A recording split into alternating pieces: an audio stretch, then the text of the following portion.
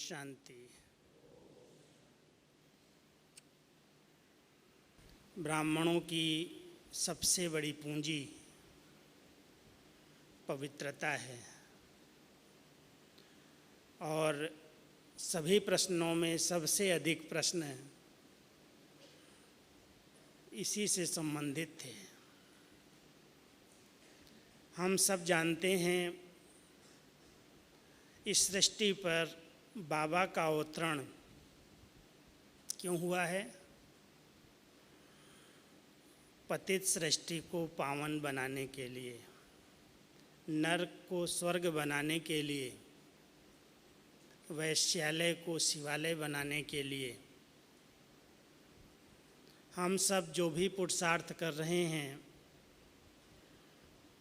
भट्ठियाँ कर रहे हैं, अनेक प्रकार के नियमों की पालना कर रहे हैं, बड़ी दृढ़ता के साथ शुद्ध अन्न खाते हैं, संग की परहेज करते हैं, अमृत वेले उठते हैं, कई नियम कई कायदे दृढ़ता के साथ ब्राह्मण पालन करते हैं। उन सब के पीछे उद्देश्य क्या है? हमारी संपूर्ण पावन जीवन। इसी लक्ष्य को लेकर के हम सब बाबा के बच्चे बने हैं और सबसे बड़ा भाग्य ये है कि कुमारों के आगे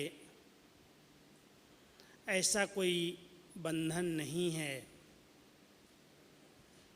जो उन्हें पवित्रता के मार्ग पर चलने में रोक सके। उनके पास अपनी शक्ति है, आत्मविश्वास है, समझ का बल है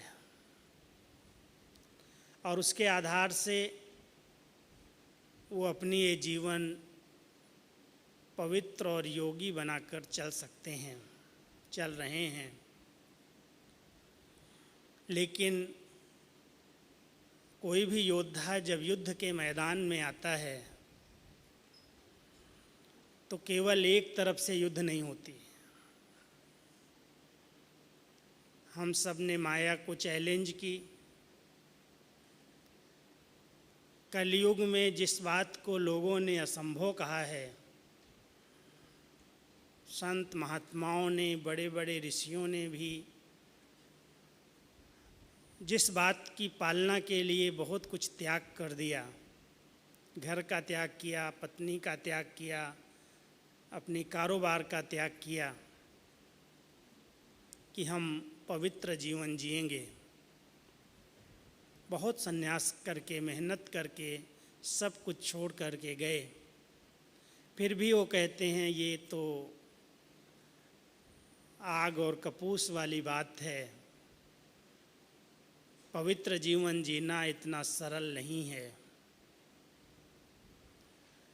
बाबा इस समय सृष्टि मंच पर जब अवतरित हुए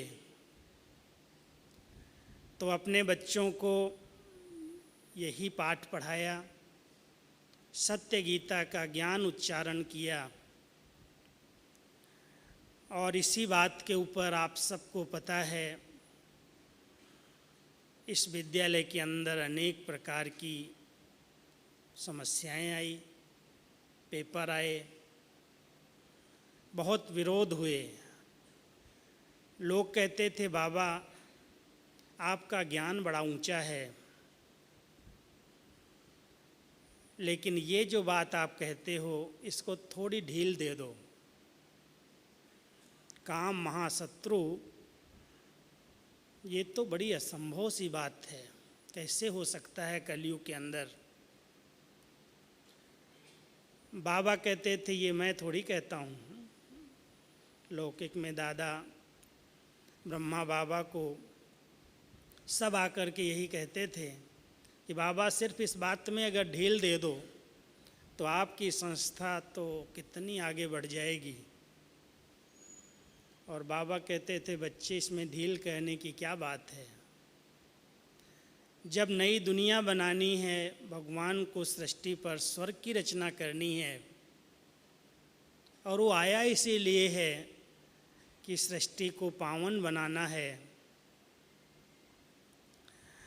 तो बाबा ने इस बात में कुछ भी सहन करना पड़े, कितना सामना, कितना विरोध सहन किया, अपने ही पराये हो गए इस बात के कारण, लेकिन इसमें कोई भी प्रकार का समझौता नहीं किया, क्योंकि ये हमारे इस विद्यालय की नींव है। ज्ञान योग की धारणा की ये फाउंडेशन को हम कैसे हिला सकते हैं। आप हम सब ने जो ये जीवन जी है, हम बाबा के बच्चे बने हैं। हम एक दिन शुरू में जब मधुबन में आए तो दीदी ने मुझसे एक प्रश्न किया था, दीदी मनमोहिनी ने, तुम ब्रह्मा कुमार हो? तो मेरे मुख से निकला हाँ जी। बोला ब्रह्मा कुमार तो बहुत हैं, लेकिन तुम तपस्वी कुमार हो? मैंने कहा बनूंगा। आप सब ब्रह्मा कुमार तो बन गए हैं, सफ़ेद ड्रेस पहन ली, बैज पहन लिया, स्वच्छ हैं, कई प्रकार के झंझटों से, कई प्रकार की बातों से छुटकारा पा चुके हैं। लेकिन अगर तपस्वी कुमार बन जाएं तो जितने आपके सबके प्रश्न हैं वो सब समाधान हो जाएंगे। दृष्टि चंचल होती है, किसी को देखने से विकारी ख्याल आते हैं, बड़े गंदे स्वप्न आते हैं, नाम रूप की बीमारी में फंसा हुआ हूँ, पवित्र जीवन के लिए बड़ी युद्ध चलती है, क्या करूँ? यही प्रश्न थे और सच्चाई से लिखे हैं, इसलिए बाबा आपके ऊपर प्रसन्न है, क्योंकि नेचुरल है, युवा जीवन है। और आज की इस युवा जीवन के अंदर, चाहे अपने देश में अथवा विश्व के अंदर, जितनी प्रॉब्लम्स क्रिएट हो रही हैं, उन सब का मूल कारण ये काम विकार ही है। चाहे वो अत्याचार हो रहे हैं, चाहे बलात्कार हो रहे हैं, चाहे हिंसाएं हो रही हैं, अपहरण हो रहे हैं, उन सब के पीछे कारण है काम महाशत्रु। इसी विकार के व्यक्ति इतने अधीन हो गया है जो अपने आप पर नियंत्रण नहीं रख पा रहा है, अनकंट्रोल हो जाता है।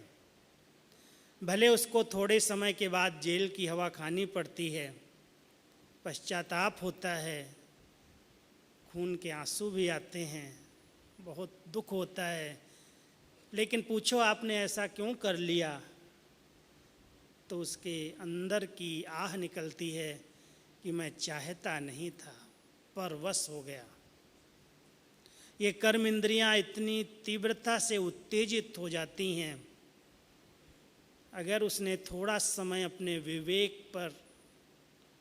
विवेक का कहना नहीं माना, विवेक मना करता है, ऐसे नहीं मना नहीं करता है, चाहे ज्ञान हो या न हो, लेकिन हर एक के साथ, मन के साथ बुद्धि है, और वो मन जब उत्तेजित होता है तो बुद्धि उसको सलाह देती है ठीक नहीं है। लेकिन इतनी तेज उत्तेजना होती है, मन को कर्मेंद्रियों का साथ मिलता है, और कर्मेंद्रियों का साथ मिलने के कारण उत्तेजित होकर के वो बिना बुद्धि के, बिना विवेक के गलत कर्म कर लेता है, अधीन होकर के। उसके बाद उसको भले कितनी भी सज़ा खानी पड़े, पश्चाताप करना पड़े, रोना पड़े, फिर भी वो कहता है क्या करूं, इतनी तीव्रता थी जो मैं अपने आप को कंट्रोल नहीं कर पाया।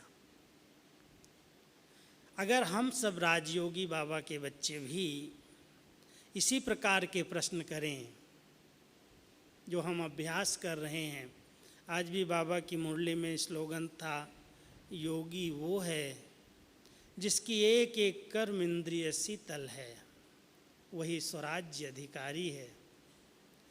पहले दिन से हम सब ये बार बार मुरली के अंदर पढ़ रहे हैं। बाबा हम सबको यही पाठ रोज पढ़ा रहा है, हे बच्चे, आप एक चैतन्य शक्ति आत्मा हो, आप इन कर्म इंद्रियों की मालिक हो, आप स्वराज्य अधिकारी हो, मन बुद्धि संस्कार आपके पहले मुख्यमंत्री हैं और ये कर्म इंद्रियां आपकी कर्मचारी हैं। सबने पढ़ा है ना, यही पाठ पढ़ते हैं ना। और पवित्र जीवन की आवश्यकता क्यों है? ये कलयुग में तुम्हारा अंतिम जन्म है, अंतिम जन्म है। और अंतिम जन्म की ये कुछ समय की अंतिम घड़ियां हैं। वापस घर चलना है। जिस तरह से तुम आत्मा इस सृष्टि मंच पर आई थी, पावन स्वच्छ, उसी स्वरूप में स्थित होकर के वापस चलना है। इसलिए इस अंतिम घड़ियों में अब कोई नया हिसाब किताब नहीं बनाना।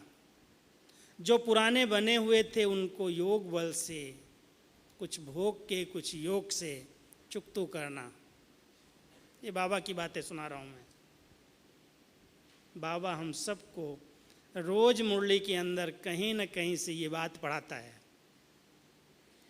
ये अंतिम घड़ी है, अंतिम श्वास है, तुमको वापस चलना है, हिसाब किताब चुकतू करने हैं। और चुकतू करने के समय अगर मैं नया बना लूँ तो मेरे जैसा कौन होगा ज्ञानी। इसलिए हर एक ध्यान देना, बहुत बहुत भाग्यवान हो जो अभी कोई नया क्रिएट नहीं हुआ है। कोई भी इंद्रिय के अधीन होकर के नया हिसाब किताब बना नहीं लेना। युद्ध होगी, मेहनत लगेगी, ऐसा नहीं मैं कहता हूँ कि कोई के आगे मेरे आगे बातें नहीं आई, आती हैं हर एक के आगे। एज भी है, कोई हम इतने बुजुर्ग नहीं हो गए हैं जो कर्मेंद्रियाँ एकदम शीतल शांत हो गई। लेकिन यदि बाबा के प्यार में समाने का अनुभव कर लिया, बाबा ने मुझे ये प्रेरणा दी है, बाबा ने मुझे ये कहा है, स्वयं भगवान हमें मदद के लिए बंधा है और इसी बात के लिए कहता है, बच्चे तुम हिम्मत का एक कदम तो आगे बढ़ाओ, मैं 1000 गुना मदद कर दूंगा। हिम्मत का संकल्प रखो, कुछ भी आए, कितने भी हार्मोन्स उत्तेजित हों, कर्मेंद्रियों के अंदर कितनी भी उछलता आए, लेकिन मैं तो एक परम पवित्र शुद्ध आत्मा हूँ। मेरा अनादि स्वरूप बिल्कुल पवित्र है, स्वच्छ है। मैं तो पवित्रता का अवतार हूँ और बाबा को मेरे इस पवित्र संकल्प की मदद की आवश्यकता है। सतयुग बनाने के लिए और उसको कुछ नहीं चाहिए।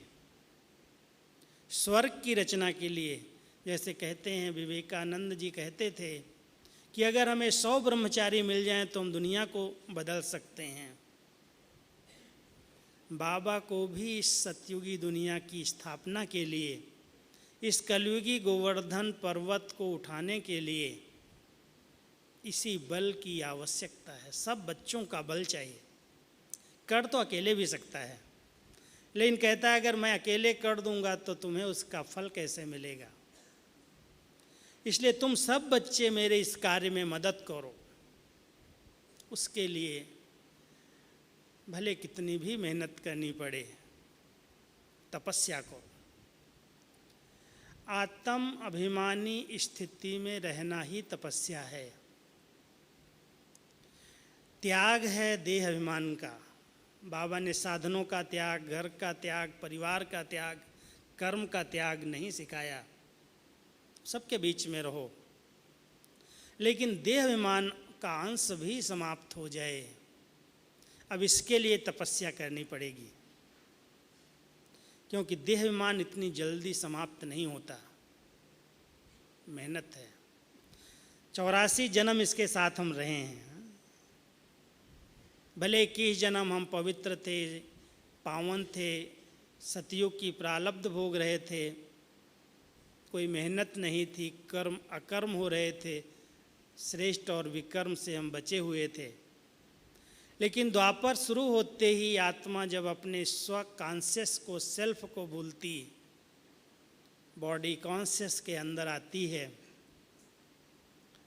विकारी बन जाती है। भोग बल की सृष्टि की शुरुआत हो जाती है। वो तो द्वापर था, बहुत कम विकार थे, मास में, 2 मास में, 7-6 मास में। लेकिन आज कल युग के अंदर इसकी तो विषय वैतरणी नदी बह रही है। बाबा इसको कहते हैं, ये विषय वैतरणी नदी है, विकारों की नदी है, और हर व्यक्ति उसके अंदर डूबा हुआ है। हम सबको नदी के बहाव के एक विपरीत दिशा को पकड़ा है। सोचना, विचार करना, अगर बहाव कहीं इधर की ओर हो और कोई बहाव के विपरीत तैरने की कोशिश करे तो उसको मेहनत लगेगी कि नहीं? लगेगी ना। क्योंकि सारी दुनिया जिधर जा रही है, हम सब ने रास्ता ही लिया है कि हमको इधर नहीं जाना है, इधर जाना, ऊपर जाना है। लेकिन हमारा साथी बहुत समर्थ है, सर्वशक्तिमान है, इसलिए डरना और घबराना नहीं, यह असंभव नहीं है। हर ब्राह्मण आत्मा के लिए इस संगम पर यह बहुत संभव और सहज है। मेहनत के चिन्ह भी चेहरे पर ना आए, नहीं तो डॉक्टर्स कहने लगते हैं आप लोग क्यों हट करते हो, ये ब्रह्मचर्य ब्रह्मचर्य किसने तुमको सुना दिया, ये थोड़ी इस एज में पालन किया जाता है, इसी के कारण तुमको टेंशन पैदा हुआ है, इसी के कारण तुमको रोग हो गया है, इसको छोड़ दो। अगर कोई ऐसी युद्ध करते करते अपने चेहरे को उदास कर ले, बहुत सोचने लगे, बहुत विचार करने लगे, तो जरूर डिप्रेशन में चला जाएगा, और डिप्रेशन में जाएगा तो सब कहेंगे इसे तो अच्छा है तुम भाई शादी कर लेना, क्यों मेहनत कर रहा है। इसलिए बहुत सरल सहज योगी बनना है। कैसे बनेंगे? कुछ परहेज कर लो तो कोई बड़ी बात नहीं है, परहेज जरूरी है। हमारे युवा जितने कुमारों की ये कंप्लेन हमने पढ़ी देखी, उसका मूल कारण है कहीं ना कहीं लूज हैं, कहीं ना कहीं लीकेज जरूर है, तब ये माया बहुत परेशान करती है। और उस लीकेज पर सोचते हैं तो सब कर रहे हैं ना, वो भी करता है, वो भी करता है, तो संसार उसी के आधार से चल रहा है। यदि लीकेज को हम समाप्त कर दें तो युद्ध है ही नहीं। बहुत सहज जीवन है, बहुत सुंदर पवित्र जीवन है, और इतनी प्योर सुखदायी जीवन है कि जिसमें कोई दुख आ ही नहीं सकता। क्योंकि बाबा तो कहता है जहाँ पवित्रता है वहाँ उसके दोनों बच्चे, सुख और शांति। पवित्रता जननी है, सुख शांति उसके बच्चे हैं। अगर मैंने पवित्रता को दिल से पालन किया है तो दुख और अशांति तो हमारे समीप आ ही नहीं सकते। ध्यान दो, सिर्फ ध्यान दो, लीकेज कहाँ है? कौन सी ऐसी लीकेज है जो बार बार परेशान करती है, युद्ध कराती है? क्या हम अश्लील चीज़ें देख रहे हैं, पढ़ रहे हैं, इंटरेस्ट है कोई भी ऐसी फ़ोटो देखूं, ऐसा कोई नॉवेल पढ़ूं, ऐसी कोई पुस्तकें पढ़ूं, ऐसे कोई गीत सुनूं? या तो देखने का इंटरेस्ट है, या फिर कुछ ऐसा खाते हैं उत्तेजित करने वाले पदार्थ जो कर्म इंद्रियों को शांत नहीं रहने देते हैं, उत्तेजनाएं आती हैं। तेज मसाला, तेज खट्टा मीठा, गरम दूध, कितनी भी चीज़ें ऐसी हैं जो इंद्रियों को उत्तेजित कर देती हैं। थोड़ा सा ध्यान नहीं दिया, स्वप्न खराब हो जाते हैं, फिर कंप्लेन करते क्या करूं, मैं तो कभी ऐसे संकल्प करना ही नहीं चाहता हूं, नींद के अंदर तो पता नहीं कहाँ कहाँ की माया आ गई, क्या हो गया, परेशान हो जाते। दूसरे दिन की खुशी गायब हो जाती कि मैंने तो इतनी दृढ़ता के साथ पालन किया, फिर नींद में ये हो गया, अब क्या करूं मैं? कारण कुछ न कुछ लूज हैं। बाबा ने हम सबको बड़े अच्छे अच्छे नियम बताए हैं, और बड़े सरल नियम हैं, कोई कठिन परिश्रम नहीं कराया। बच्चे, सादा जीवन, उच्च विचार, कोई भी प्रकार का फैशन नहीं करो, कोई भी प्रकार का दिखावा नहीं करो, कोई भी प्रकार का बाहरी इंटरेस्ट नहीं रखो। अगर बाहरी चीज़ों का इंटरेस्ट है, खाने का, पीने का, पहनने का, फैशन का या देखने का, आजकल की माया के अंदर इंटरनेट की अगर शौक किसी को लग गई तो साइड ही रात को बदल जाती। चलते हैं सेवा करने, हमारी डिपार्टमेंट है, हमको सेवा करनी है, और अलग साइड पर जा कर के और क्या क्या देखते हैं बैठ कर के, रात के 10 बजे के बजाय 12 बजे तक, 1 बजे तक, 2 बजे तक। टाइम वेस्ट, एनर्जी वेस्ट, समय वेस्ट, मनी वेस्ट, सब वेस्ट कर रहे हैं, लीकेज है। और फिर कहते हैं क्या करूं, सपन आते हैं, ख्याल चलते हैं, ये होता है, तूफान आते हैं, प्रश्न लिख करके दे रहे हैं, लीकेज को बंद नहीं कर रहे हैं। मोबाइल है, किसी से थोड़ा सा भी प्यार है, किसी के साथ मिलके सेवा की, उसको ऐसे प्यार से बात करते करते करते करते उसके साथ दैहिक संबंध बना लेते, रिश्ता बना लेते। प्यार और मोहब्बत के नाम से गलत भावनाएं पैदा हो जाती।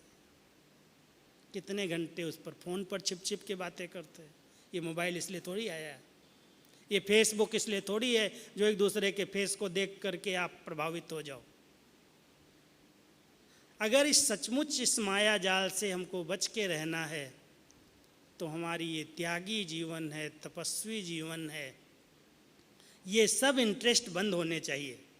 सचमुच अगर कुमार जीवन में आप पवित्रता का आनंद लेना चाहते हो, सुख लेना चाहते हो, अपने अंग अंग को शीतल बनाना चाहते हो, तो कुछ संकल्प दृढ़ता के साथ पालन करो। कोई कंप्लेन नहीं है, मेरी दृष्टि खराब होती है, मैं बहनों को देखता हूँ मेरे साथ ये होता है, वो होता है, वो लूज रहती है, वो ड्रेस ठीक नहीं पहनती, वो कुछ भी कर रहे हो, दुनिया तो ही भिखारी, लोग तो ही ऐसे, उनका नाच ही ऐसा है, हम उनके पीछे क्यों जाएं। वो कुछ भी कर रहे हों, लेकिन हम तो एक त्यागी, तपस्वी, ब्रह्मचारी, बाबा के पक्के योगी बच्चे हैं।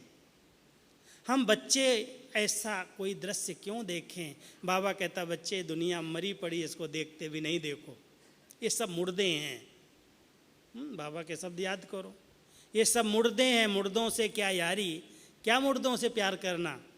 शरीर को बाबा ने क्या कहा, कल कहा ये तो लोथ है मिट्टी का, आत्मा अगर इससे निकल जाती है, कितना सुंदर हो, कितना रूपवान हो, कितना गुणवान हो, कितना आपका प्यारा हो, आप एक दिन भी रख के अपने पास बैठ जाओ, बैठोगे। जिस चमड़ी से हम प्यार कर रहे हैं उस चमड़ी की वैल्यू क्या है। लेकिन एक व्यक्ति इस बात को रियलाइज नहीं कर पा रहा है, महसूस नहीं कर पा रहा है, इसलिए वो युद्ध करता, परेशान होता और अनेक प्रकार के प्रश्नों के उलझन में उलझ रहा है। मैं आप सब बाबा के पवित्र योगी बच्चों से केवल ये रिक्वेस्ट करने आया हूँ, कोई भी प्रकार की ऐसी आदत हो जिसमें साधारणता हो, लौकिकता हो, उस लौकिकता को अलौकिकता में परिवर्तित कर। हंसना, बोलना, बैठना, खाना, छिप करके बातें करना, बहुत सारी ऐसी बातें हैं, क्या बताऊं मैं आपको। आप कहेंगे आपको क्या पता है, आप तो हेडक्वार्टर में बैठे हो। लेकिन सारे संसार का समाचार दादियों के पास आता है और उत्तर देने का सेवा मुझे करनी पड़ती है। इसलिए मुझे पता चलता है कहाँ क्या हो रहा है, किस सेंटर पर क्या हो रहा है। मैं बताता नहीं हूँ क्योंकि बाबा ने मुझे सीक्रेट रखा है, मुझे क्यों बताना किसी की कहानी को। लेकिन जितनी लीकेज है, जितना व्यर्थ का वातावरण है, जितने विघ्न हैं, अगर सचमुच उसकी गहराई में हम जाएं तो यही सबसे बड़ा विघ्न है। यज्ञ के अंदर कोई विघ्न ही नहीं है। यदि सचमुच हम सब पवित्र कुमार कुमारियां, सब पवित्र बाबा के बच्चे अपनी संपूर्ण धारणा को दृढ़ता के साथ अपना लें तो आज ये यज्ञ एकदम प्रत्यक्ष हो जाएगा, बाबा एकदम उसका नाम बाला हो जाएगा। लेकिन लीकेज पर ध्यान नहीं है। हम सब अपने लीकेज को बहुत महीनता से चेक करें, देखें। वैसे लीकेज का जल्दी पता नहीं चलता है, बहुत मशीनें लगाई जाती, खोज की जाती है। आप देखा होगा हमारे ज्ञान सरोवर में 3 डैम बनाए गए, हर साल उसमें पानी आता है और लीक हो जाता है। कितनी मेहनत, कितना खर्चा किया गया कि भाई इसका पानी सेफ रखा जाए, काम आएगा समय पर। जितना भी करो वो कहीं ना कहीं से दरार पड़ी हुई होगी, कभी भूकंप आया होगा, अंदर की दरार को परख नहीं पाते, ऊपर से सीमेंट लगाते रहते, पानी भरता और बह जाता। ऐसे ही हम भी कर रहे हैं। कोई ना कोई ऐसी दरार है पिछले कर्मों की, पिछले जन्मों की, पिछले हिसाब किताब की। ऊपर से ज्ञान रतन आ रहा है, योग लगा रहे हैं, मेहनत कर रहे हैं, सब शक्तियाँ आ रही हैं और बह के ख़त्म हो रही हैं। हम सब ध्यान दें। बहुत सूक्ष्म लीकेज को चेक करने के लिए एकांतवासी बनने की ज़रूरत है। कुछ समय के लिए एकांत में चले जाओ, बाह्य मुक्ता को अंतर्मुक्ता में परिवर्तित करो। जितने रस हैं बाह्य मुक्ता के हैं, देखना, सुनना, खाना, घूमना, पहनना, बोलना, कहीं पर भी व्यक्त और व्यर्थ ये दो चीज़ें अधिक मात्रा में हैं तो वहाँ पर अनेक विघ्न हैं और पवित्रता का खंडन हो रहा है। व्यक्त और व्यर्थ एक प्रतिज्ञा के रूप में कि मैं इस भट्ठी से व्यक्त और व्यर्थ को छोड़ के जाऊं। व्यक्त वातावरण, व्यक्त बातों में मैं नहीं आऊँगा, कुछ भी हो जाए। कितना भी लोग हमें व्यक्त में लाना चाहें, हंसी मजाक, देखना, उठना, बैठना, साथ में पिकनिक, खाना पीना, तो नेचुरल है जहाँ लूज हो गए वहाँ पर सहज नहीं है पवित्र जीवन जीना, मेहनत है। और अगर टाइट हैं, बिल्कुल हैं, मर्यादित हैं, परिवार है, परिवार में अगर भाई बहन साथ में रहते हैं तो ऐसा थोड़ी है इतने बंधन होते हैं, बड़े प्यार से रहते हैं, लेकिन कभी दृष्टि चंचल नहीं होती, कभी अपनी बहन के ऊपर किसी की विकारी दृष्टि नहीं जाती। बाबा कहता है तमोगुणी दुनिया है, कोई कोई उनके साथ भी ऐसा कर लेते, बहुत पतित हैं। हम इतने पतित, इतने गिरे हुए तो नहीं हैं। बाबा ने हम सबको बहुत बचाया है। इसलिए आप जहाँ पर भी हैं, जैसे भी हैं, सचमुच अगर ये पवित्र और योगी जीवन जीना ही है, हमें ऐसी जीवन बाबा ने दी है और हम बाबा के कार्य को संपन्न करने के लिए सबसे आगे की राइट हैंड भुजा हैं। बेचारे प्रवृत्ति वालों के आगे तो बंधन है ही। भले दोनों ज्ञान में चलते हों, फिर भी कहीं ना कहीं माया प्रवेश कर सकती है। उनके पास चांस हैं, हम लोगों के पास क्या चांस है? तूफान मान लो 5 मिनट, 2 मिनट, 3 मिनट आया भी, बाबा को याद किया, शक्ति ली, चेंज हो जाएंगे। उनके आगे तूफान आ गया तो फेल हो जाएंगे। इसलिए ध्यान देना कि बाबा ने आप हम सबको बहुत बचाया है। शुक्रिया बाबा आपका, जो कोई आगे पीछे कोई बंधन नहीं, कोई लफड़ा नहीं, सेवा की मस्त। 2 रोटी बाबा खिलाएगा, प्यार से खाया, नहीं कोई बनाने वाला, अपने हाथ से बनाया और खाया, उसमें योग के वाइब्रेशन भर दिया, शुद्ध अन्न खा लिया, मन शुद्ध हो जाएगा। आजकल इतने अच्छे अच्छे साधन हैं। कल प्रश्न भाई पूछ रहे थे, मैं इतना बिजी रहता हूँ। कितना भी बिजी रहो, आप स्नान करने जाते हो, आधा घंटा आपको अगर स्नान के लिए चाहिए, आधा घंटे में आपका भोजन तैयार हो सकता है। आप ऐसे कुकर निकले हैं, ऑटोमेटिक कुकर निकले हैं, आप रख दो उसके अंदर दाल चावल, आप खिचड़ी बना के खा लो, आप कोई साधन बना के, जो चाहिए आजकल सहज हैं। ऐसे ऐसे इलेक्ट्रॉनिक साधन हैं, कोई मेहनत नहीं है भोजन बनाने में। अपने लिए और दूसरे पर अधीन हो जाएं, पराधीन हो जाएं कि बहनें हमें भोजन खिलाएं, सेंटर से भोजन मिल जाए, इधर से मिल जाए, उधर से मिल जाए, क्यों किसी पर अधीन हो? अगर आप सचमुच योगी, पवित्र, बहुत निर्मल जीवन जीना चाहते हो तो इस पराधीनता के अधीन हम क्यों हो जाएं? क्यों हम पराधीन बने?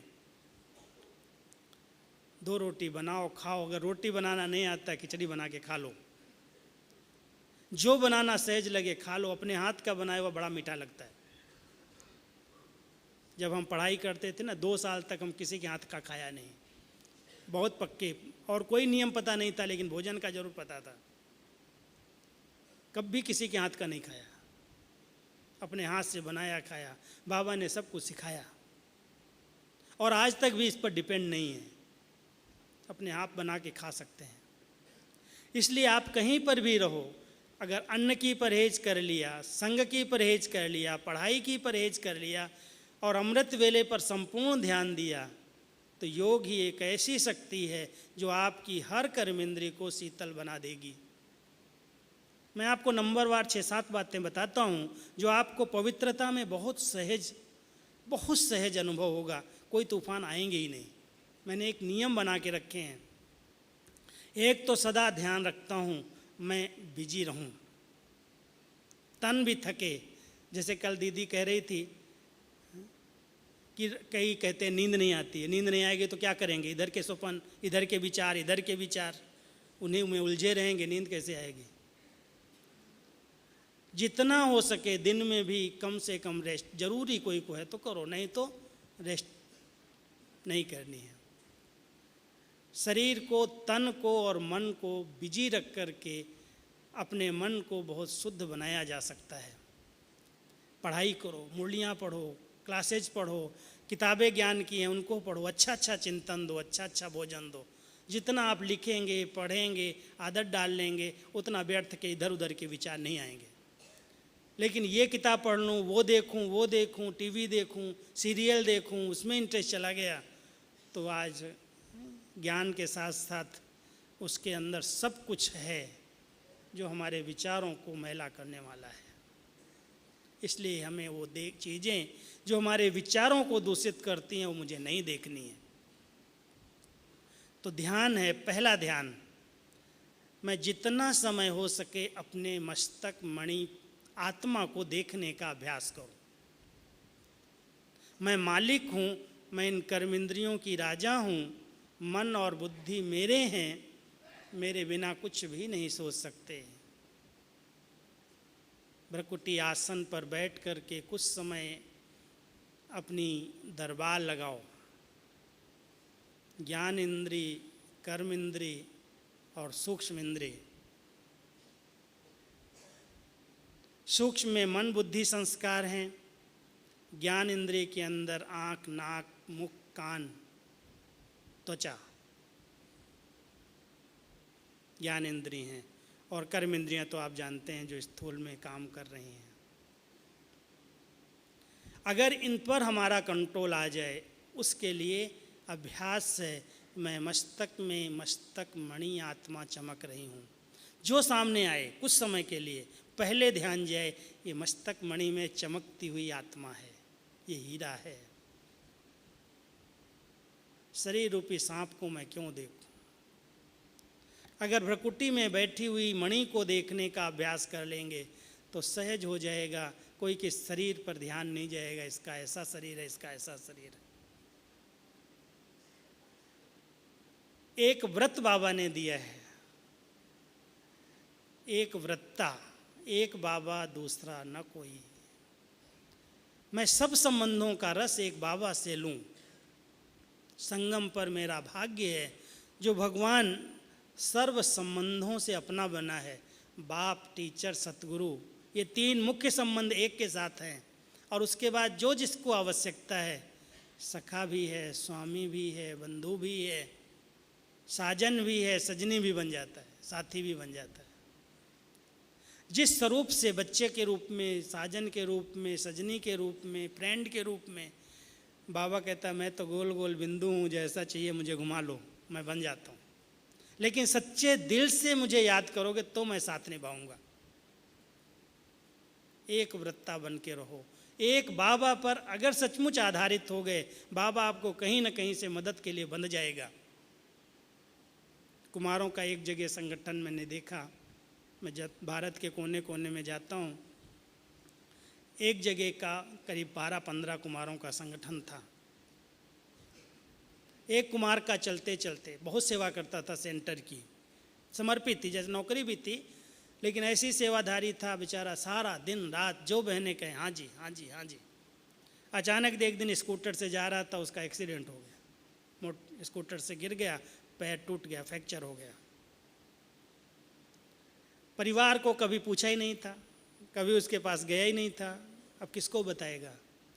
उन कुमारों को पता चला मेरे एक भाई का ऐसे ऐसे एक्सीडेंट हुआ है, फटाफट पहुंच गए, उठाया, डॉक्टर्स की सेवा की, उसका इलाज करवाया, और इलाज करा के जब तक वो अपने फिर से पाँव पर नहीं खड़ा हुआ तब तक अपने साथ रख कर के खिलाया पिलाया, सेवा की। कोई भी बहनों से और कोई भी लौकिक को पता नहीं चलने दिया। आधारित हम तब होते हैं जब हम अपने कोई संगठन से दूर चले जाते हैं। हम समय पर साथ देंगे तो हमको भी सब समय पर साथ देंगे। समय हर एक के आगे आता है, देखेंगे, भोगेगा अपने आप। अभी तक तो कोई को पूछा ही नहीं था। किसी भी प्रकार का इस प्रकार का संगठन में संकल्प नहीं करो। कोई के आगे कोई प्रॉब्लम आई है, हम हैं, ख्याल नहीं करो। खाना बना के देना है उसको, कोई भी प्रकार का तन से मन से धन से सहयोग की ज़रूरत है। अगर हम आपस में कर लें तो बहनों की, क्योंकि बहनों की संस्था है, और अगर वो भाइयों पर कोई विशेष ध्यान देती हैं, किसी की विशेष खातिरी कर देती हैं, भोजन खिला देती हैं, पूछ लेती हैं, तो फौरन 10 लोग उंगली उठा देते हैं, ये बहन इसके साथ क्या फंस गई क्या। उसके लिए बहुत बंधन है, उनके लिए यहाँ के बहुत सारे कड़े कायदे हैं, डायरेक्शन हैं। इसलिए हम क्यों बहनों पर डिपेंड हों। वो अपनी जीवन जी रहे हैं, हम अपनी जीवन जिएं, और हम अपने संगठन को अगर मजबूत बनाएंगे, समय पर कोई भी बात आएगी, हमें सब परिवार वाले, ईश्वरीय परिवार जहाँ हैं वहाँ पर कोई तकलीफ कुमारों को है ही नहीं। खाने की, पहनने की, सेवा की जब ज़रूरत है, आवश्यकता पूरी हो जाती है। लेकिन ध्यान ये रखना कि परिवार के अंदर एक दूसरे को दिल से रिस्पेक्ट देने वाले को साथ और सहयोग मिलता है। कटाक्ष करना, टोंट करना, उल्टा सुल्टा व्यवहार करना, बोलचाल की भाषा रफ रखना, उसको सब किनारा कर देते। ध्यान रखेंगे कि हमारी ये बहुत ऊंची धारणाएं हैं। हम दूसरों को सम्मान देंगे, हमें अपने आप देंगे। हम दूसरों को समय पर साथ देंगे, वो अपने आप देंगे। मांगने की ज़रूरत नहीं है, करके देख लो, अपने आप सब सहयोगी बन जाएंगे। कभी भी कोई लौकिक की याद नहीं आएगी।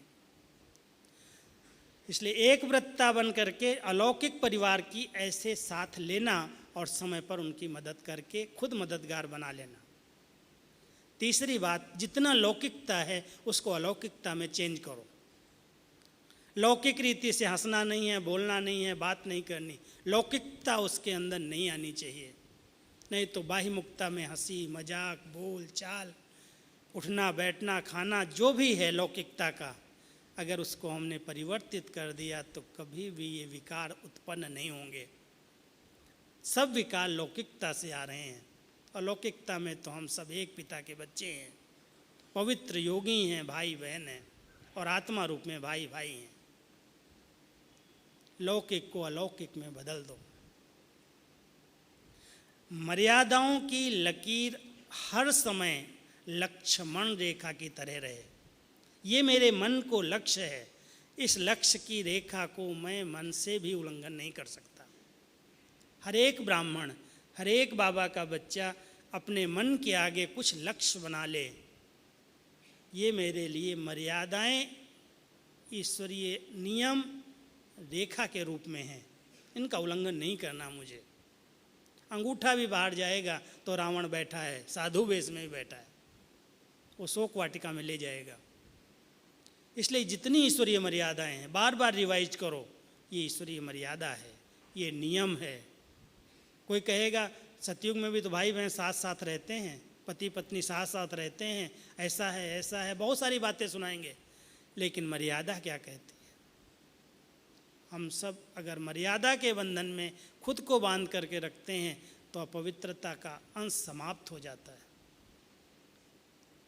अपने अनादि स्वरूप को इमर्ज करके रखो। बाबा कई बार कहते हैं 5000 वर्ष के संस्कारों को इमर्ज करो।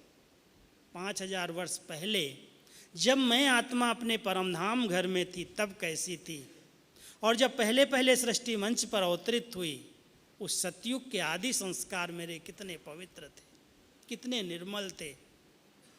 इस अपवित्रता का अंश भी नहीं था। तब तो हम देवता कहलाते थे। वो दिव्य संस्कार मेरे रियल संस्कार हैं, और ये संस्कार, ये मध्यकाल के रावण के संस्कार ये मेरे नहीं हैं। अपने उन संस्कारों का आवाहन करके उन संस्कारों का स्वरूप बन जाओ। बार बार आह्वान करो। मेरा देवताई संस्कार है, मेरा रायल चलन है, रायल बोलचाल है, रायल खान पान है। कोई चीज़ें मुझे आकर्षित तो नहीं करती। आज रायल घर के बच्चे, भले राजाई नहीं रही, लेकिन अगर राजाई घर की रायल फैमिली के कोई बच्चे भी आपको मिल जाएंगे, आप कोई भी चीज़ उनको दो, कभी नहीं हाथ से लेंगे, खाएंगे। उनके चेहरे पर वो पर्सनैलिटी है कि मैं तो रायल घराने का हूँ। हम सब किस घराने के हैं? हम सबको पता है, बाबा ने हमारा भविष्य दिग्दर्शन कराया है कि बच्चे तुम ही देवता हो और तुमको ही मैं बनाने आया हूँ। तो क्या वो दिव्य संस्कार मेरे इमर्ज हैं? इस ब्राह्मण जीवन में उन दिव्य संस्कारों को इमर्ज करके चलो कि मैं तो देवता हूँ, देवता बना था, फिर से मुझे ये बनना है। दिव्य संस्कारों का आवाहन करो। कुछ समय के लिए बीच बीच में योग की शक्तिशाली स्टेज क्या है? साधारण योग तो हम करते हैं, मनन करते हैं, चिंतन करते हैं, अभ्यास करते हैं, लेकिन बिना बीज रूप बने, बिना ज्वालामुखी योग के हमारे संस्कार समाप्त नहीं होते। जो संस्कार 10 साल पहले थे आज भी हैं, आगे भी रहेंगे। अगर मैंने उसके लिए स्पेशल योग नहीं किया है तो योग अग्नि है, और अग्नि के अंदर अपने संस्कारों को भस्म किया जा सकता है। लेकिन अगर मेरा योग केवल साधारण है, मनन कर रहे हैं, चिंतन कर रहे हैं, भाग्य का अनुभव कर रहे हैं, रोज मुरली सुन रहे हैं, योग कर रहे हैं, लेकिन संस्कार नहीं परिवर्तित होते, माना कि योग पर इतना अटेंशन नहीं है कि मैं 1 घंटा, आधा घंटा भी उस पावरफुल रूप में, एक बाबा दूसरा न कोई, पवित्रता का अवतार बन करके बैठूं। जहाँ योग बल है वहाँ पवित्रता का बल साथ साथ है। आत्मा अपने आप सब मैल उसकी निकल जाएगी। जैसे तेज आग के अंदर सोना डाल दो, तेज आग के अंदर लोहा डाल दो, पानी जैसा हो जाए, पिघल जाएगा। सोना डाल दो, उसके अंदर जितनी अलाय होगी अलग हो जाएगी, प्योर हो जाएगा। योग ऐसी अग्नि है, कोई भी प्रकार की मिक्स देहमान वाली खाद वो अपने आप भस्म हो जाएगी, परिवर्तित हो जाएगी, बहुत निर्मल बन जाएंगी, निशानी दिखाई देगी। अगर सचमुच मैं योगी हूँ ना, तो मेरा चिड़चिड़ापन, मेरी उत्तेजनाएं, मेरी कर्म इंद्रियाँ अपने आप शीतल सरल, व्यवहार इतना मधुर हो जाएगा, सब अपने लगेंगे। हम तो दादियों को समीप से देखते हैं ना, ऐसी प्यारी लगती हैं, इतना निर्मल लगती हैं, जैसे इनके अंदर कोई दोष नहीं रहा, बिल्कुल निर्दोष, प्योर, स्वच्छ दिखाई देती। दादी, अभी गुलजार दादी का चेहरा देखो, जानकी दादी का देखो। हमने प्रकाशमणि दादी के साथ बैठ करके कितने कितने घंटे काम किया होगा। जितने पत्र आते थे दादी के पास मैं ले जाता था, अकेले में, हम और दादी, कोई दूसरा नहीं। सब सुनाते थे, दादी से लिखवाते थे, बुलवाते थे। इतनी निर्मल, इतनी निर्दोष, कोई के प्रति ईर्ष्या नहीं, द्वेष नहीं, घृणा नहीं, कोई के प्रति वैर नहीं, सब बाबा के बच्चे आगे बढ़ें, सबका कल्याण हो, सबका भला हो। कैसे बनाया ऐसी स्थिति? बिल्कुल निर्मल बन गई, पवित्र बन गई, अस्वच्छता निकल गई अंदर से, सब गुण आ जाएंगे। इस योग से अपने आप लगेगा हम तो बहुत पवित्र आत्मा है। साथ साथ सोमान का रोज अभ्यास करो, नया नया सोमान लेकर के। अपने सोमान में स्थित है, मैं आत्मा परम पवित्र हूँ, मैं विजयी रतन हूँ, मैं विघ्न विनाशक हूँ, मैं मास्टर सर्वशक्तिमान हूँ। रोज नए नए सोमान लेकर के। एक बार मैंने लिस्ट निकाल के भेजी थी सेंटर्स पर, 365 सोमान की। अव्यक्त मुरली पढ़ो, ढेर सारे सोमान आपको रोज मिल जाएंगे, नया नया मिलेगा। स्टडी का शौक रखो, रात को सोते समय आधा घंटा अव्यक्त मुरली एक पढ़ लो, इतना अच्छा चिंतन मिल जाएगा, इतने अच्छे विचार मिल जाएंगे। आप सवेरे उठेंगे, जैसे लगेगा मैं तो ऊपर से सूक्ष्म तन से अवतरित हुआ हूँ, बाबा ने मुझे भेजा है पाठ बजाने के लिए। रोज नया सामान लेकर के एक अच्छी स्थिति बना करके बैठ जाओ। इस प्रकार की कुछ बातें अगर ध्यान पर रहती है ना, तो ऐसे लगता है कि हमारा चिंतन अच्छा हो गया, हमारी विचारधाराएं शुद्ध हो गई। ये संकल्प जो भी ख्यालात आ रहे हैं, ये सब बहुत छोटे लगते हैं। मैं सचमुच बताऊं, ऐसे छोटे लगते हैं। कभी आ भी जाता है ना कोई ख्याल, किसका विकारी ख्याल आ गया, क्यों ख्याल आ गया, किस बात में मैं जा रहा हूँ, ये तो मेरा है ही नहीं ना। एकदम मुख मुड़ जाता है। युद्ध नहीं लगती, घंटों चले गए, एक एक घंटा, दो दो घंटा उसी विचारों में चले गए, आया और ख़त्म हो गया। कोई भी बात आएगी, ऐसा नहीं लगेगा कि इस पर कैसे जीत पाऊँ। बाबा हमारा साथी है, हम भगवान के बच्चे हैं, सर्व समर्थ हैं, सर्वशक्तिमान, हजार भुजाओं वाला हमारे साथ है। थोड़ा सा स्मृति में लाओ, है कौन किसके साथ? मैं अकेला थोड़ी हूँ। इतने हजारों बाबा के बच्चे पवित्र और योगी बन रहे हैं। कैसे बन रहे हैं? जरूर कुछ मेहनत करके, अच्छी स्थिति बना करके। कोई ऐसे तो नहीं कि स्पेशल हमें दुआएं दे दी भगवान ने, किसी को दे दी स्पेशल, कोई स्पेशल नहीं दी। हर एक ने अपनी मेहनत से बाबा के द्वारा लिया है। आप थोड़ी सी मेहनत कर लो, अपने आप लगेगा मैं तो स्वराज्य अधिकारी आत्मा हूँ, मैं मालिक हूँ, मेरे बिना कहे ये मन कहीं नहीं जा सकता। बुद्धि कंट्रोल में, मन कंट्रोल में, इंद्रियां अपने आप शीतल हैं, शांत हैं। इसलिए हम ना कोई ऐसी चीज़ पढ़ते हैं, ना देखते हैं, ना ऐसा खान पान है, ना ऐसा संग है। कोई भी अगर विकारी बातें करे, कान बंद, मुझे नहीं सुनना है सब। वो ऐसा करता, वो ऐसे करता, आज ये हो गया, आज वो हो गया, क्यों ऐसे समाचार सुनूं और देखूं? क्यों मेरी बुद्धि को कोई समाचार खराब कर दे? थोड़ा सा अगर सचमुच त्यागी जीवन, वैरागी जीवन जी करके देखो, आपकी सब कंप्लेंट्स, जितने पत्र लिखे हैं आपने, क्वेश्चंस, सब फुल स्टॉप लग जाएंगे। लेकिन वैरागी जीवन जीना पड़ेगा। चेहरे से दिखाई दे, ये उदासी नहीं है, हम उदास नहीं होते हैं, लेकिन वैराग्य वेहद का है। ये सब संसार मरा पड़ा है, ये जाने वाला है। हमारी नई दुनिया हमारे लिए आने वाली है, हम उसके लिए तैयारी कर रहे हैं। पुरानी दुनिया की कोई भी देह, संबंध, पदार्थ, व्यक्ति, वस्तु, कोई भी साधारणता मुझ आत्मा को खींच नहीं सकती, क्योंकि मुझे बाबा ने सब इच्छाएं पूरी कर दी, सब कामनाएं पूरी कर दी। एक बार बाबा ने मुरली चलाई थी, कामनाएं भी काम विकार का अंश हैं। अब विचार करके देखो, कामनाओं पर हमने जीत पाई है? कभी कभी मैं इस बात को पूछता हूं अपने आप से, कितनी कामनाएं, कितनी इच्छाएं रहती हैं व्यक्ति की। आगे बढ़ने की भी तो इच्छा है ना, कई प्रकार की कामनाएं, लेकिन वो कामनाएं जिनके अंदर विकारों की बदबू है, ऐसी कामनाओं का त्याग। मुझे कुछ नहीं चाहिए संसार में। क्या मुझे कोई व्यक्ति देगा? कोई वस्तु दे के मुझे फंसाएगा, पैसा दे के फंसाएगा? न मैं किसी पर प्रभावित हूँ। कोई कितना भी अच्छा हो, कितना सेवाधारी हो, कितना रूपवान हो, कितना गुणवान हो, कितना धनवान हो, मुझे क्या चाहिए? मैं किसी के पास जाता हूँ, सेंटर्स पर जाता हूँ, मेरी कहीं पर भी किसी में आँख नहीं जाती है। जो करना है यज्ञ के लिए करेगा, मुझे क्या करना है? बाबा के लिए जो करना अपना भाग्य बनाए। कोई व्यक्ति मुझे दे करके अपने अधीन बना ले क्या? मेरे लिए स्पेशल? मैं कहता हूँ मेरे लिए कुछ स्पेशल नहीं चाहिए। अगर सचमुच एक अंदर की इच्छा मात्रम अविद्या की स्थिति बन गई, सब बाबा ने हमारी मनोकामनाएं पूरी की हैं। हमने बाबा की दिल से सेवा की है, यज्ञ की सेवा की है। कोई इच्छा है ही नहीं, कोई कामना है ही नहीं जो हमको कोई दे करके और अपने अधीन कर ले। जहाँ कामनाएं हैं वहाँ सामना नहीं किया जा सकता। अगर लौकिक में भी हमने कामना रखी कि हमारी प्रॉपर्टी है ना, मेरा अधिकार है, तो वो भी कहेंगे मेरा तेरे पर अधिकार है। वो भी ज़बरदस्ती करेंगे आपके साथ। कुछ नहीं चाहिए तेरा हिस्सा, ले जा तुम।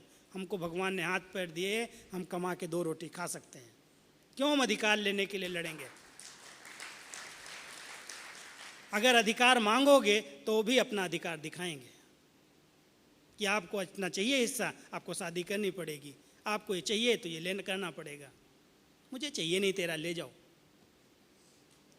सचमुच अगर निराधार होकर के रहना है, भगवान खिलाएगा 2 रोटी, अपनी मेहनत से कमा के खाएंगे, वो सच्ची कमाई है। किसी के अधिकार पर हम चलने वाले नहीं हैं। किसी की प्रॉपर्टी के हम भूखे नहीं हैं। देना है तो दो प्यार से, नहीं देना है तो ले जाओ। क्यों उसके पीछे केस करें, किससे करें, लड़ाई करें, झगड़ा करें? हम अपना टाइम क्यों वेस्ट करें? संगम बड़ा अमूल्य है। भगवान कहता है बच्चे एक एक क्षण अमूल्य है, और तुम इस अमूल्य क्षणों को ऐसे गंवा रहे हो, पैसे के पीछे, संबंधों के पीछे। मुझे कुछ नहीं चाहिए तेरा। सचमुच अगर ऐसे एकदम इच्छा मात्रम अविद्या बन करके रहो, आपको कोई भी परेशान नहीं करेगा। कोई नहीं कहेगा आके शादी करो, आके ये करो, ये करो, ज़बरदस्ती करो। क्यों करेगा मेरे साथ? लेकिन हमने कोई आशाएं रखी हैं, लालसाएं रखी हैं, तमन्नाएं रखी हैं, कामनाएं रखी हैं, तो वो भी कहते हैं इसको ये चाहिए ना, तो ये देंगे और इसके साथ ये करेंगे।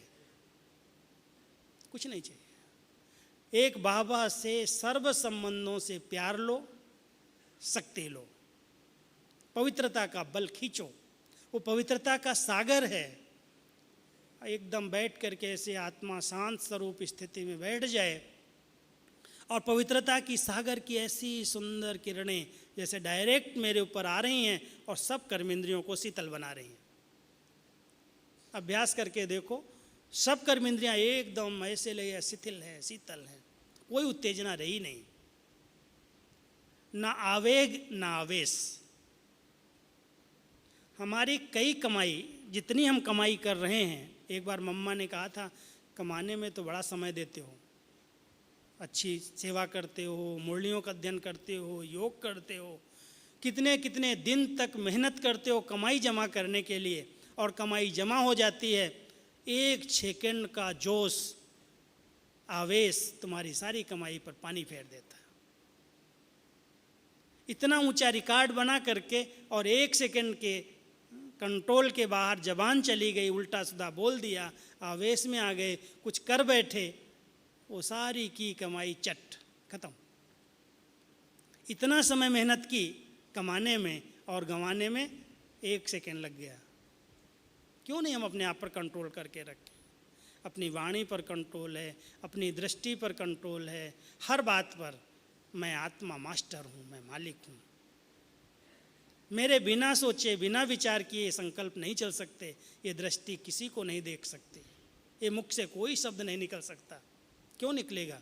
कोई कुछ भी उल्टा सीधा कर रहा हो। मेरी डिपार्टमेंट में भी होता है ऐसा, लेकिन आज तक मेरे रिकॉर्ड के अंदर है कि मेरे मुख से एक शब्द भी कभी भी जोश में कोई गलत शब्द नहीं निकला हो। कंट्रोल है। क्यों निकलेगा? हर एक आत्मा का अपना पार्ट है, हर एक आत्मा का अपना संस्कार है। वो भी अपना पुरुषार्थ कर रहा है, मैं भी अपना पुरुषार्थ कर रहा हूँ। अगर उसका नेगेटिव संस्कार नहीं चेंज हो जाता तो मेरा पॉजिटिव संस्कार उसके नेगेटिव संस्कार पर क्यों चेंज हो जाए? कभी भी जोश नहीं दिखाता। आज तक भी मेरा रिकॉर्ड नहीं है कि मैंने किसी पर जोश में आकर के एक शब्द भी बोल दिया हो। गलतियां होती हैं, सबसे होती, कर रहे हैं, हो जाती हैं। बहुत सरलता से, बहुत मधुरता से ध्यान रख करके कि बाबा ने मुझे अगर तपस्वी बनाया है, मुझे टाइटल दिया है, तो तपस्या की निशानी मेरी चलन और चेहरे से दिखाई देनी चाहिए।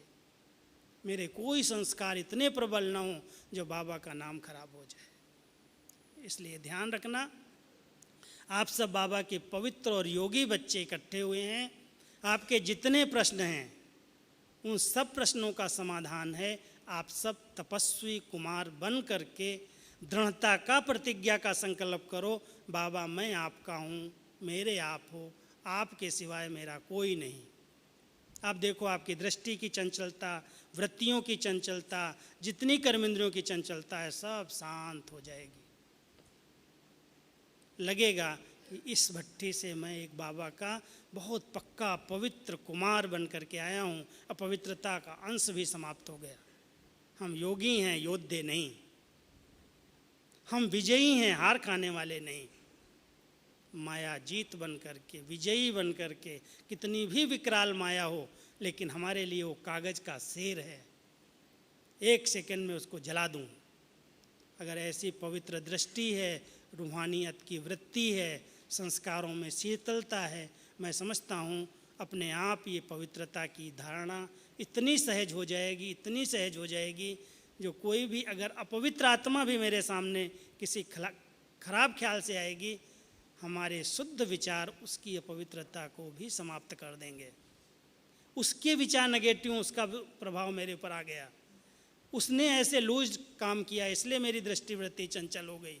वो कैसी भी हो, मैं तो शक्तिशाली आत्मा हूँ ना, मैं अपनी शक्तिशाली स्वरूप में रह करके उसको पवित्र दृष्टि से, शुभ भावना से उसकी कमियों को भी समाप्त करने में मदद करूँ, उसकी कमियों के मैं अधीन न हो जाऊँ। तो सदा ध्यान रखना, मैं एक शक्तिशाली आत्मा, मास्टर सर्वशक्तिमान हूँ, भगवान हमारा साथी है, वो हमारे साथ साथ हजार भुजाओं से ऊपर छत्र छाया बन करके है।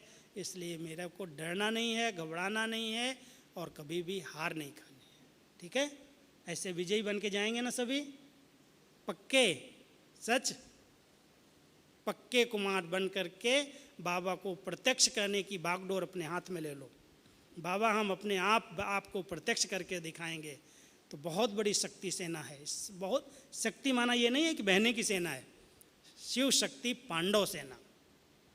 शिव बाबा की शक्ति हमारे साथ है, हम उसके पांडव हैं और पांडवपति के साथ कंबाइंड हैं।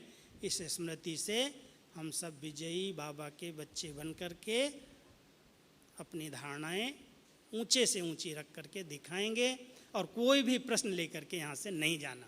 ठीक है, सब प्रसन्नचित है ना, सब प्रसन्नचित। ओके, ओम शांति।